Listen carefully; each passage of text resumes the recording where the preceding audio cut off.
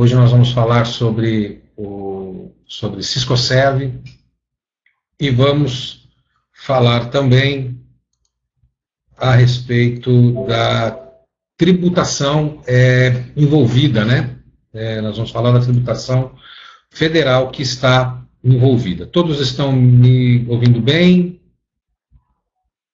Se alguém tiver sem áudio, precisaria aí fazer uma atualização. Bom, vamos lá. Eu sou formado em comércio exterior. Essa é a minha formação já há mais de 25 anos. E também eu sou professor universitário para a área de comércio exterior, administração, logística, enfim, sempre estando nessa área, né? Eu vou aumentar um pouquinho aqui o áudio. Estão ouvindo?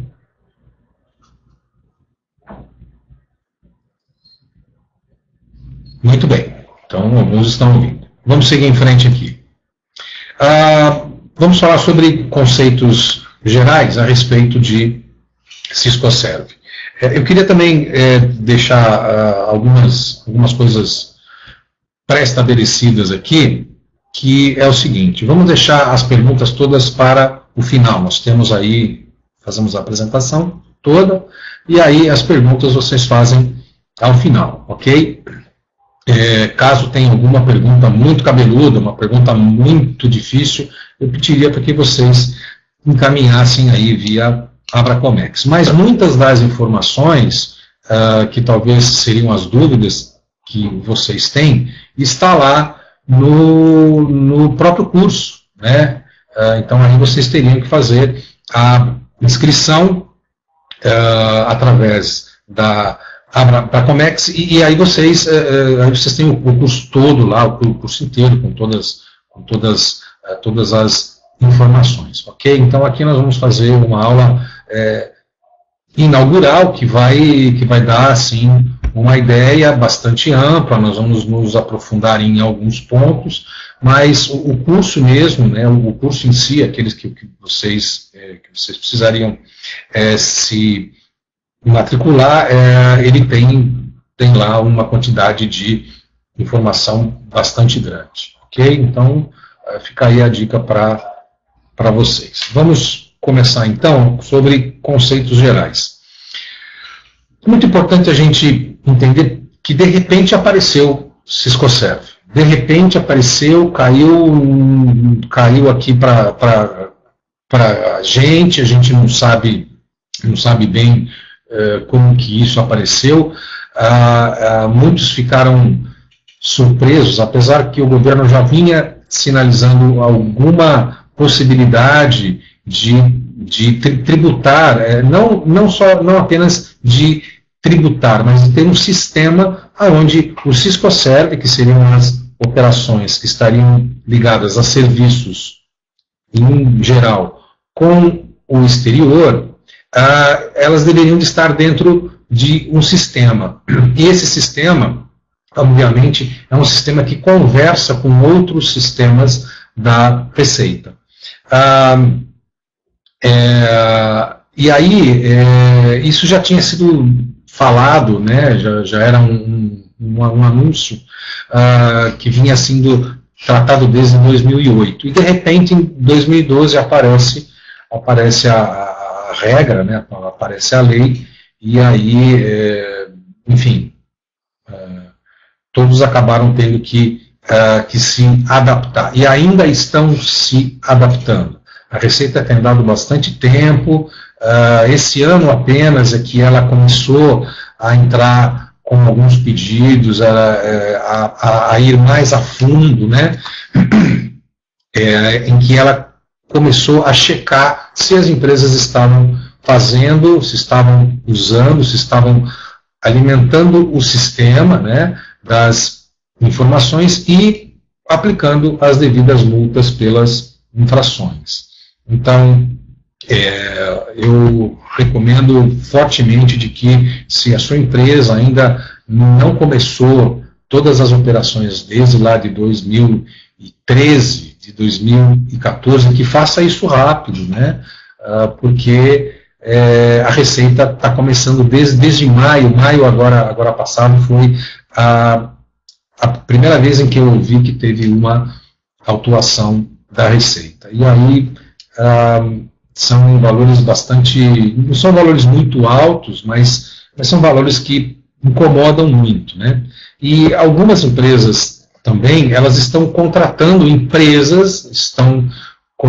escritórios de contabilidade para poder fazer todo esse trabalho passado, né? Esse trabalho lá de 2013, 14 e 15, né? Então, é um trabalho árduo, é um trabalho que demanda tempo, demanda pessoas, e assim, não tem jeito, né? Quando a gente fala de tributação, quando a gente fala de impostos, nós estamos falando daquilo que a gente conhece como direito objetivo. Tem que ser pago, tem que ser recolhido. E as informações têm que ser colocadas, têm que ser levadas essas informações à Receita. Ok? Então fica o meu recado aí que realmente não tem outra opção. Fazer ou fazer. Então, por que também que a Receita e o Ministério do Desenvolvimento resolveu criar isso? Porque havia um déficit na balança de serviços. Então, assim, se nós pegarmos o balanço de pagamentos do Brasil, ele está separado em algumas contas, em alguns grupos de contas. As duas primeiras contas é o que a gente chama de balança comercial, e ali estão as importações e exportações. Mas aquilo é somente de mercadorias. E aí vem os outros grupos, que são as balanças, uma delas é a balança de serviços. E essa balança de serviços, ela era assim deficitária, ela não estava mostrando o que realmente o Brasil produzia. Porque o balanço de pagamentos, como um todo, nada mais é do que o balanço financeiro, a contabilidade do país. Tudo que entra de moeda, tudo que sai de moeda e todas as operações que são feitas com o exterior em todas as moedas, né? Tá certo que o balanço ele acaba sendo convertido tudo isso em dólar, né? Mas, então, faltavam algumas informações. Então, o PIB do Brasil, que está relacionado, que vem lá desse balanço, havia, sim, alguns valores que estavam faltando, ele estava um pouco irreal.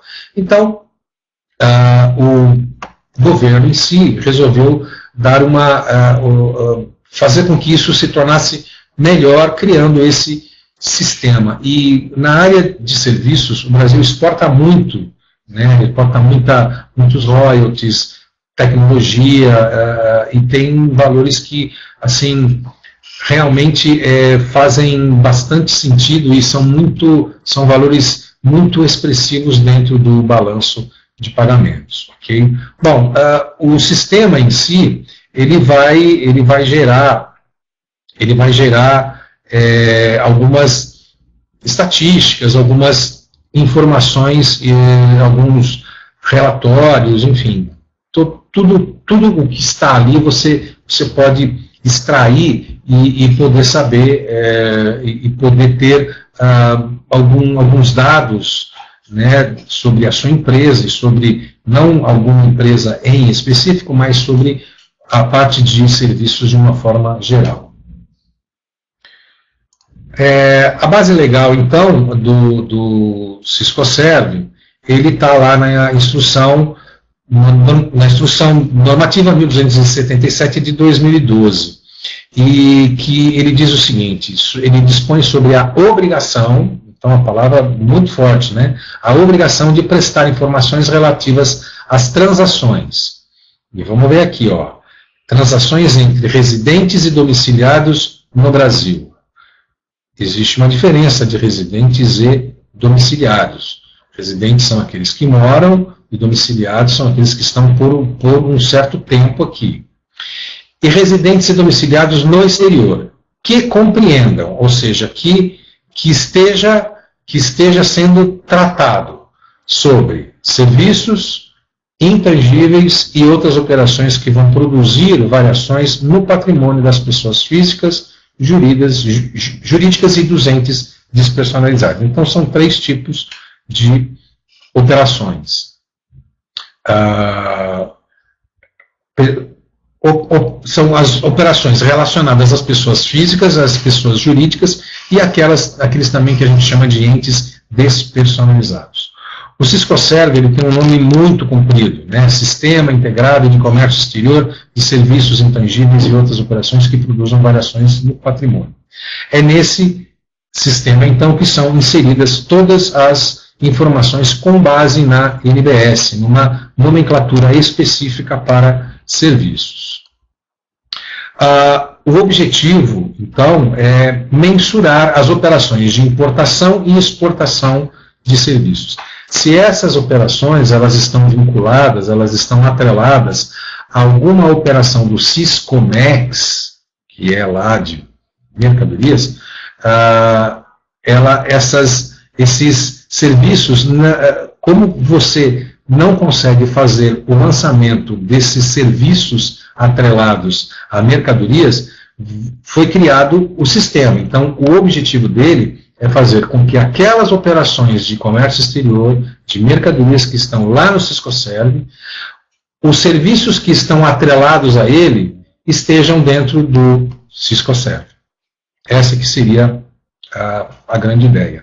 Nem todos os serviços lançados no Siscoserv estão atrelados a uma importação ou exportação de mercadorias. Okay? Por exemplo, royalties, pagamento de despesa, consultoria, assessoria, essas elas não estão atreladas, não necessariamente estariam atreladas a mercadorias, seriam operações de serviço mesmo.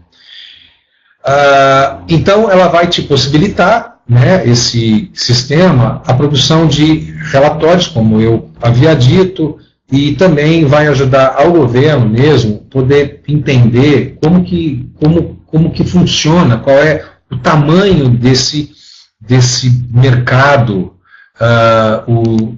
o tamanho de serviços que são gerados dentro de comércio exterior, seja isso para pessoa física, jurídica, enfim. Se nós fizermos uma comparação entre o Siscoserv e o Siscomex, nós vamos ver que o que mais ressalta é que o Siscoserv está ligado a serviços e intangíveis. A diferença entre um e outro, ela não é muito grande, ela pode dar algumas dúvidas, mas serviços em geral, né, e tem lá as regras, né, de quais tipos de serviços que serão considerados e tem a obrigatoriedade de fazer esse lançamento. E no caso do Siscomex, nós estamos falando de bens e mercadorias. Então, é tudo aquilo que é tangível, tudo aquilo que é produto, mercadoria. E aí fazendo uma comparação bastante simples, a gente consegue ter aí, uma precisa, por exemplo, no caso do Siscoserv, não há anuência prévia de órgãos, né? Por exemplo, Ministério da Agricultura, Ministério da Saúde, como existe lá no Siscomex. Não existe licenciamento, não há licença de importação ou licença de exportação, o que ocorre lá no Siscomex. Enfim, aí estão algumas diferenças, até para que a gente possa entender a diferença entre um e o outro. Para quem conhece bem o Siscomex, ou conhece um pouco, consegue fazer esse tipo de comparação. Então, vamos tomar por base legal, para que a gente entenda um pouco mais sobre o que é o Siscoserv. Se a gente olhar lá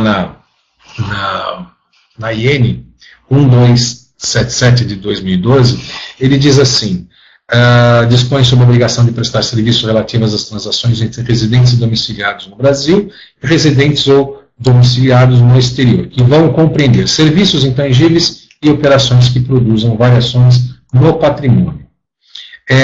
O que a gente precisaria ter ideia aqui, perdão, eu só vou voltar ao slide, é que cada um tem como eu havia dito, cada um se refere a um tipo de serviço em especial, mas todos estão lá dentro da NBS, né? Por força de legislação, os serviços se diferenciam daqueles outros tipos de serviços que são intangíveis e daqueles também que vão produzir alguma variação. Para ser bastante amplo, bastante objetivo, né, nesse ponto, todo tipo de serviço que é relacionado com o exterior ou que o exterior está relacionado com o Brasil. Então, importação ou exportação de serviços, esteja ele atrelado a bens e mercadorias ou não, e aí vai depender também de alguns valores, né? Existe um valor, um teto de pagamento, por exemplo, de despesa de viagem, precisa ser no máximo 30 mil dólares ao mês. O que passar disso precisa ser lançado. Então aí a regra ela vai mostrando o tipo de serviço que você tem, e aí você também vai ter que fazer uma consulta nos manuais. Esses manuais, a última edição é do ano passado, que é a 11ª, que trata sobre os módulos, enfim, vários dados, várias informações, e lá ele vai dar todas as regras, né, sobre como que você deve tratar o Ciscoserv. Bom, mas a dúvida que sempre fica para todo mundo é: o que eu devo lançar no Ciscoserv? Essa é a maior dúvida que todas as pessoas têm. Você tem lá todos os documentos, você conhece a operação toda, e aí você fica em dúvida: eu devo lançar no Ciscoserv ou eu não devo? Essa é uma das maiores perguntas, uma das maiores dúvidas em que existe antes de a pessoa até fazer um curso, né, ou até estar aqui. Você tem ali você tem as faturas, você tem todas as documentações, mas você não sabe: eu devo lançar, não devo lançar, né? Porque depois, se você recolhe os tributos, para você reaver, para você se reembolsar disso, se restituir disso, o caminho é longo, né? Principalmente quando a gente trata de tributos federais. Bom, e como que eu sei que eu devo usar o Ciscoserv ou não? E aí eu vou dar, lá no nosso curso, a gente alonga um pouco mais isso.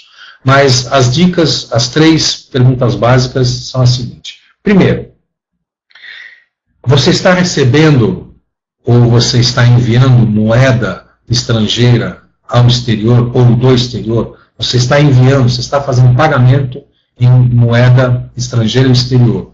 Ou você está recebendo moeda estrangeira do exterior? Segunda, essa transação é uma transação de serviços? Segunda pergunta, né? E a terceira, existem 2 pessoas nessa operação, residentes e domiciliados no Brasil e residentes e domiciliados no exterior? Essas são as 3. Se para as 3 for sim, com certeza é necessário que se faça o Ciscoserv. Ainda vai ter uma pendência, que é entender os Incoterms. Talvez para muitos que estão participando aqui não conhecem a fundo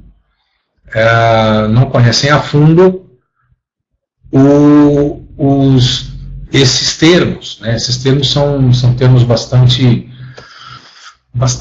complexos, né? Para quem não atua em comércio exterior, para quem não está habituado, familiarizado com a área internacional, Incoterms passa a ser assim uma coisa bastante difícil de se entender.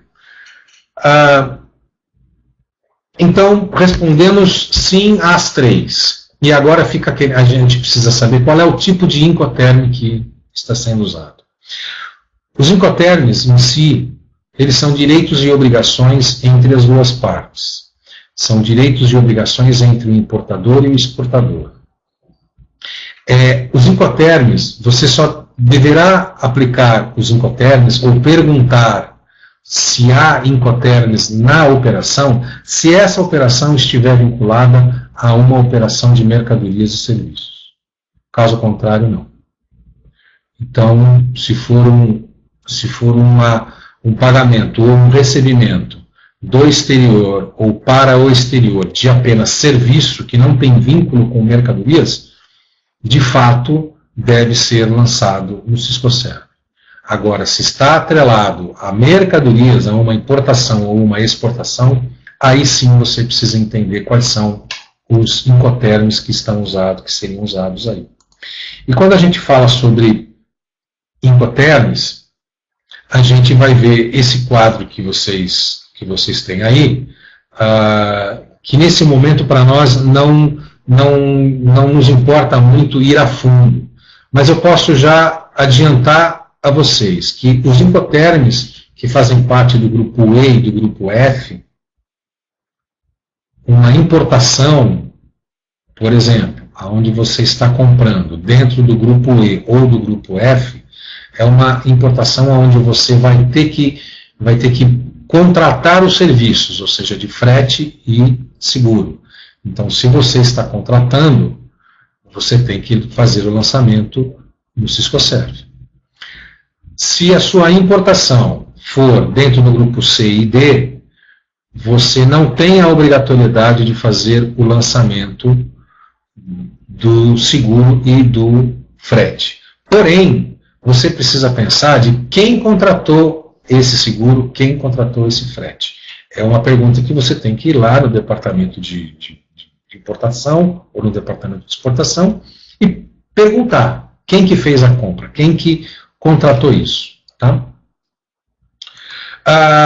Também saber qual é o tipo de pagamento desse frete. Se é um frete pré-pago, um frete que você recebe já pago do exterior, ou se é um frete a pagar.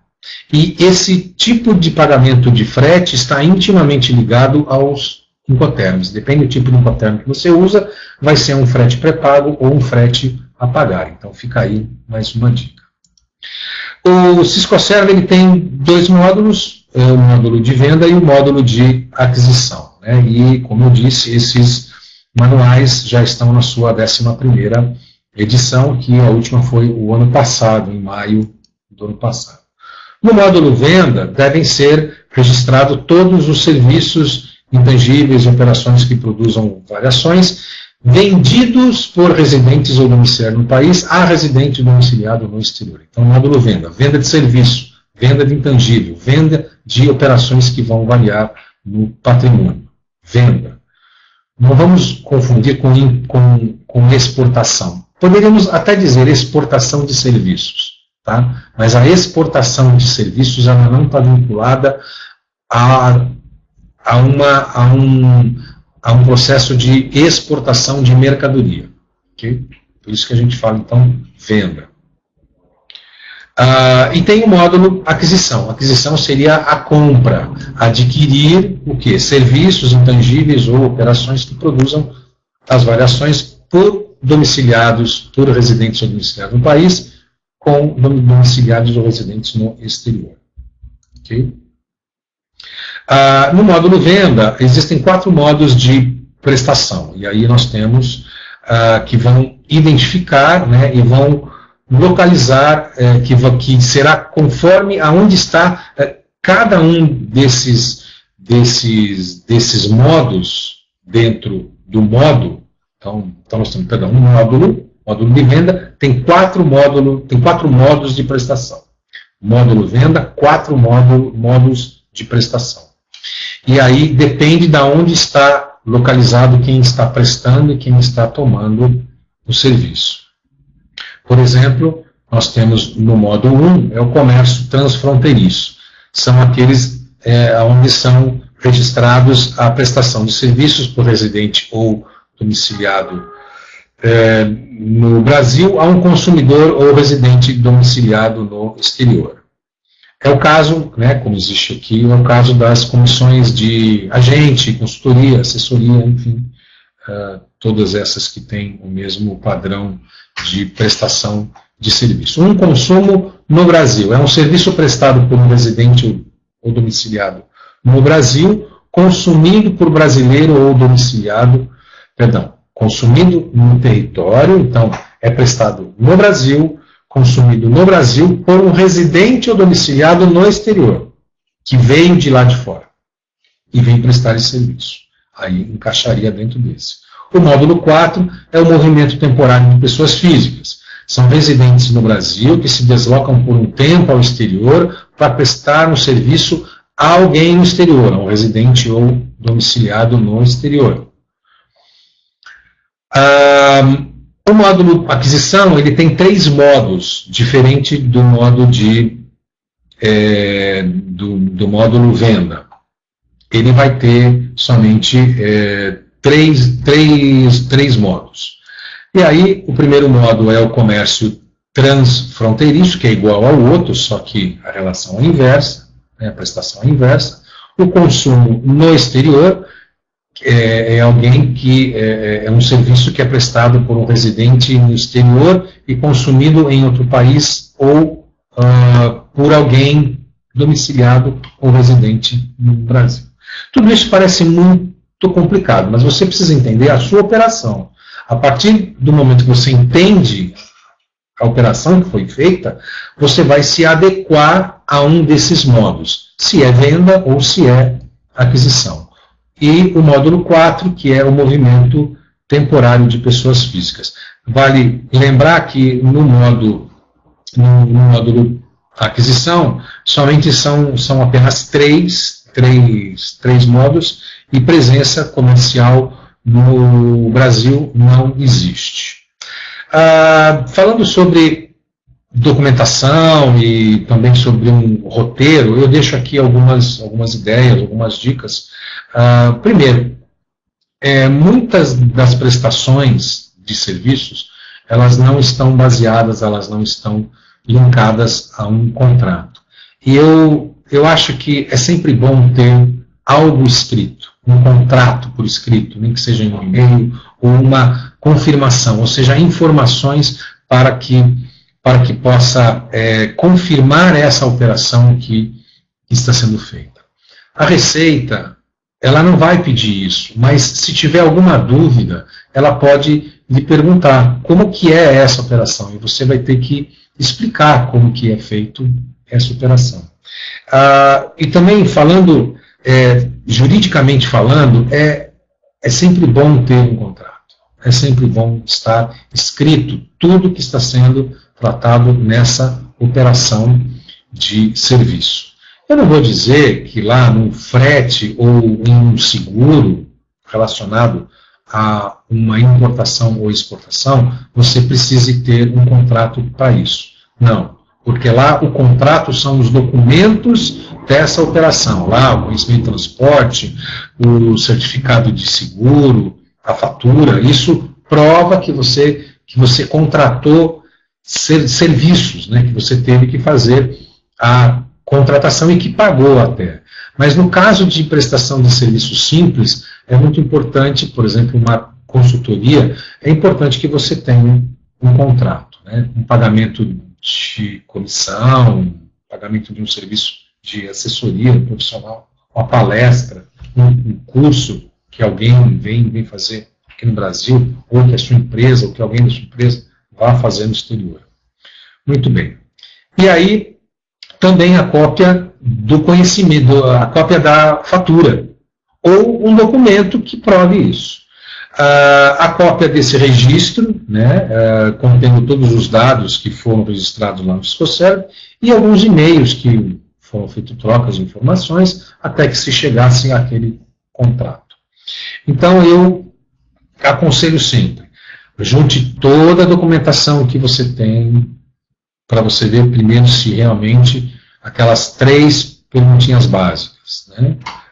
Depois, se está esse tipo de serviço está relacionado a uma importação ou exportação, é um serviço apenas, não tem nenhuma relação com alguma importação ou exportação, enfim, aí você vai enquadrar que tipo de serviço é, e você enquadra ele dentro da NBS. E, bom, enfim, se você tiver alguma dúvida, é muito simples, fazer a consulta à Receita Federal, né? Uma consulta simples a eles. O registro das operações de venda e aquisição. O prazo para as transmissões, existem prazos pré-determinados para as operações. E aí, nós temos que as informações são compostas de 3 registros. O RVS e o RAS, que é o registro de venda e o registro de aquisição, RVS e RAS. O registro do faturamento, quando você vende, então quando você usa um RVS, e o registro de pagamento, quando você adquire, quando você tem um RAS. Pagamento de moeda e recebimento de moeda. As operações iniciadas e concluídas antes das datas dos calendários não devem ser registradas. Aonde que estão esses calendários? Estão no manual. Lá no manual diz quais são as datas a partir de quando é exigido que você comece a fazer o lançamento das operações no Ciscoserv. O que tiver antes dessas datas não precisa fazer lançamento. E não podem ser registradas operações previamente ao início da prestação ou da transferência, enfim. Você não pode fazer um registro de uma prestação se você não fez esse pagamento. É isso que está querendo dizer. Aqui, então, aparece o prazo, né? Lá no manual ele ele explica mais, e lá no nosso curso a gente explica melhor tudo isso. Mas, para que vocês tenham uma ideia, o prazo para incluir o RVS ou o RAS é até o último dia útil do 3º mês de quando começa a prestação de serviço, independente se foi pago ou não, quando começa a prestação de serviço. Okay? O RF, para o registro do faturamento, tem 2 prazos possíveis, que vai depender da data da emissão da nota fiscal ou de uma fatura. O RPC, que é o registro de presença comercial, ele tem que ser atualizado anualmente, a partir de 2014, em relação a um ano calendário, que inclusive está lá também nesse manual, e lá no nosso curso a gente explica ele melhor. O registro de pagamento também há 2 prazos possíveis, vai depender de qual é a data de pagamento. Quem está obrigado a fazer os registros, então nós temos o prestador ou o tomador do serviço, desde que ele seja residente ou domiciliado aqui no Brasil. Se ele estiver domiciliado no exterior, ele não tem nada a ver com o Ciscoserv. Tudo isso está relacionado às operações no Brasil. A pessoa física ou jurídica domiciliada ou residente no Brasil, a pessoa física ou jurídica ou responsável legal de um ente despersonalizado. Um ente despersonalizado seria, por exemplo, a igreja, um condomínio, né, um condomínio de prédios, um consórcio, são entes despersonalizados. As operações de exportação e importação de serviços intangíveis e demais operações, e as operações realizadas por meio de presença comercial, que está relacionado a uma filial, a uma sucursal, são essas operações em que você faz com entre as empresas que pertencem ao mesmo grupo ou que são filiais. Quem está dispensado são as pessoas jurídicas optantes pelo Simples Nacional e MEI, que é o microempreendedor individual. E as pessoas físicas residentes no país que, em seu nome, ela não tem nenhuma exploração habitual ou profissional de alguma atividade econômica de natureza civil ou comercial. Por exemplo, uma importação de um livro que é pago por cartão, você não precisa fazer o lançamento lá no Ciscoserv. Por quê? A não ser que você compre esse produto e aí dentro dele está... claro que esse produto precisaria estar junto serviços. Então, vamos tirar os livros, vamos falar sobre um software. Um software que você compra é um serviço. Além de ser o produto físico, também tem a tecnologia, né? Então, se é para uso próprio, não há necessidade. Não existe essa obrigatoriedade de fazer o lançamento. Agora, se você vai comprar um container inteiro, enfim, uma quantidade muito grande, que denote comercial, aí sim, isso daí realmente precisaria ser feito o lançamento, precisaria estudar essa operação, para ver se precisa ou não. As penalidades estão na instrução na IN 1277 e existem multas para a apresentação extemporânea, e aí, falando sobre aquele assunto que eu disse lá no começo, de que a Receita está começando a fazer as visitas, né, às empresas. A apresentação extemporânea é depois, né, depois dos prazos. Existem multas para a intimação, ou seja, quando é feita uma intimação, existe multa por ter uma intimação. Então, se você for intimado, pode agravar a sua multa. E pela inexatidão ou omissão de informações. Tudo isso existem penalidades. O acesso ao Ciscoserv está disponível lá no ECAC da Receita Federal, né? E não há como acessar o Ciscoserv com o CNPJ eletrônico, somente com o eCPF, tá? Aqui vocês têm uma ideia de como que é o sistema, né? Você tem um usuário que ele adquire um certificado, então o usuário, que é uma pessoa que tem o eCPF em nome dele, né? E que ele tem uma procuração com uma empresa, ou você dá uma procuração a um terceiro. Então, não é possível você dar uma procuração a um terceiro para operar em seu nome. A validade e o cancelamento dessa procuração, que a gente chama, quando você passa isso a um terceiro, ela tem uma validade máxima de 5 anos, ok? E o preenchimento de todos os registros está passo a passo, muito fácil, dentro dos dois manuais, né? O manual do módulo aquisição e do manual do módulo venda. Mas eu posso usar o manual, a 10ª edição do manual? Não, eu recomendo que não. Procure essa aqui mesmo, está disponível fácil, é só você entrar lá no site da Receita, você consegue baixar esse manual, ok? Então utilize o último, porque o último ele traz realmente algumas informações adicionais. Sobre a nomenclatura, então a NBS é um classificador que vai identificar os serviços e os intangíveis, que você vai ter que colocar eles lá dentro do Ciscoserv, né? Então ele vai te dar uma classificação.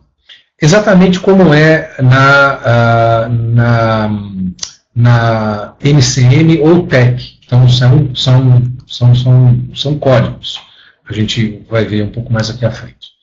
Ela é dividida em algumas seções, como também é dividido a NCM TEC, dividida em seções. Então, dependendo, quando você tiver dúvida em qual tipo de serviço é o seu relacionado àquela tua operação, você vai ter que buscar nas sessões qual é o serviço, qual é a classificação que se encaixa àquele seu tipo de serviço. Então tem lá sessão 1, sessão 2, 3, 4 e assim por diante. Dúvidas sobre as classificações, exatamente igual como é feito quando você tem dúvida na nomenclatura de mercadorias, você faz também uma consulta à Receita ou ao Ministério do Desenvolvimento e Comércio Exterior. Tá? Contratação de prestação de serviços. A negociação para a prestação ou a tomada de serviços é praticamente a mesma das operações com mercadorias. Então, é muito importante que nesse contrato, lembra aquele contrato em que eu havia falado, aquele contrato ele deve conter algumas informações, né? E quanto mais informação tiver, melhor, até para que você possa se situar, né, e não ter dúvidas em relação a qual tipo de serviço você está querendo, está prestando. E saber também quanto à nomenclatura, qual é o código que você vai usar. Então você precisa realmente saber tudo, né, saber ter o conhecimento de toda a operação, fazer uma análise, né. E aí, como nós havíamos falado, formalizar isso em contrato, onde vão constar lá direitos e os direitos e os deveres das duas partes, usar uma língua que possa ser de entendimento às duas, ou você pode fazer um contrato bicolunado em português e na língua inglesa ou em espanhol, e aí esse contrato pode ser requerido pela Receita, pode ser requerido, não há uma obrigatoriedade. É que por uma questão jurídica, é muito importante que você tenha, até mesmo para você se precaver de futuros problemas, alguma demanda futura que você possa ter, alguma dúvida que você possa ter futuramente. Os documentos, sempre fatura comercial, sempre, ou um documento equivalente que tem validade internacional. Nota fiscal não vale de nada, tá? Nem a nota fiscal de quem está prestando serviço lá fora e nem a nossa nota fiscal. Talvez a nossa ajude a gente, mas a ele lá fora não quer dizer nada.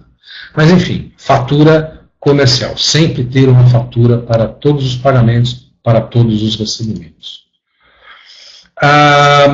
Falar sobre o câmbio é a troca é a forma como é feito os pagamentos, né? Câmbio, a palavra câmbio quer dizer troca de, aqui no nosso caso, troca de moeda. Quando você remete moeda para o exterior, você tem reais, transforma na moeda desse pagamento e o banco remete a moeda estrangeira. Quando você recebe moeda do exterior, recebe pagamento do exterior, você recebe em moeda estrangeira, o banco faz o câmbio, faz a troca dessa moeda e você recebe na sua conta, a sua empresa recebe lá na sua conta em reais. Não é permitido ter conta corrente em moeda estrangeira no Brasil, exceto alguns organismos, alguns bancos, mas pessoa física ou jurídica não é permitido por lei do Banco Central. Sobre as tributações que existem na importação de serviços de pessoa jurídica, nós temos o imposto de renda, a CID, PIS/COFINS, o ISS e o IOF. Né? Aqui vocês têm um cálculo, e lá, quando a gente montou o curso, né, lá no curso, vocês vão poder ter ideia sobre a base, qual é a base de cálculo de cada um desses tributos, né, como que os cálculos são feitos, e aí você fazendo aqui um pequeno cálculo, nesse cálculo aqui, por exemplo, o valor líquido remetido é R$10.000, por exemplo, você vai fazer um pagamento de uma importação de serviços de 10 mil, por exemplo, $10.000, né, aqui $10.000. Depois que você faz todos os cálculos, você vai ver que você, na verdade, vai ter que dispor não só dos 10 mil, mas de mais 4.788,53, ou seja, a sua operação acabou incrementando 47,8889%. E isso, esses 47,89% é somente de tributos, né? E lá a gente faz os cálculos disso tudo.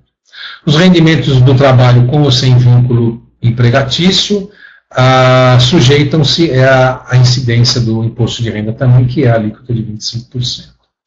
Os fatos, aqui agora nós vamos falar sobre a tributação na exportação de serviços,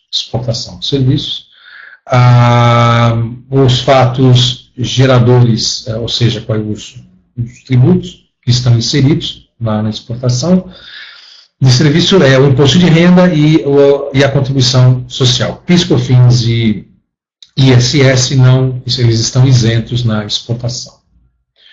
Muito bem, esse era o recado que eu queria passar a vocês sobre esse nosso curso, que a gente montou com bastante carinho.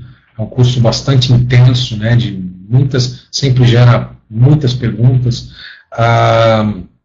E aí, se você quiser saber, então, um pouco mais, entra lá no site da Bracomex e procure lá o curso de formação de formação Ciscoserv. Esse curso está completo, enfim, e vai contribuir bastante com vocês, ok?